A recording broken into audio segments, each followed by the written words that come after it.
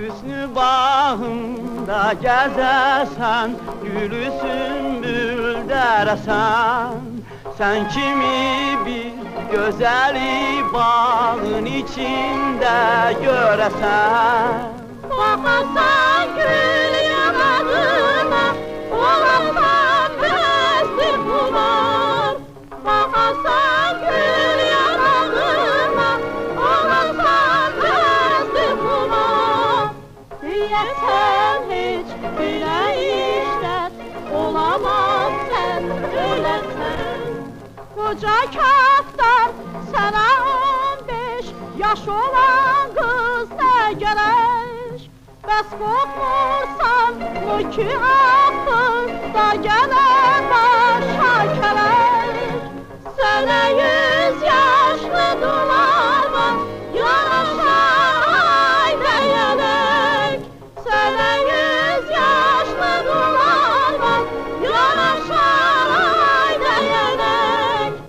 Üzünü itle görərsə, yalamaz sən öləsən. Görürəm ki, mənə sən çox yetirirsən gözünü. Qorxuram ki, sən axırda itirəsən özünü. İstəyirsən mi sözümdən, deyərəm laf düzünü.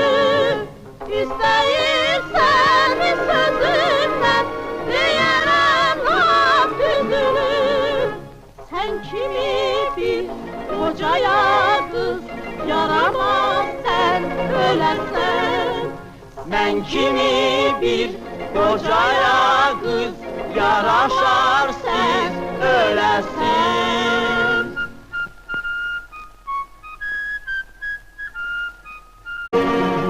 Hüsnü bağımda gəzəsən, gülü sümbül dərəsən.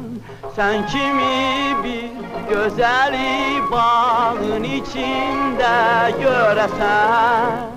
Baxasan gül yanağına, olasan bəsdir bular. Baxasan gül yanağına, olasan bəsdir bular. Deyəsən heç belə işlər olamaz, sən öləsən. Koca kaftar, sana 15 yaş olan kız ne gerek? Bəs qorxmursan mı ki hafız da gələr?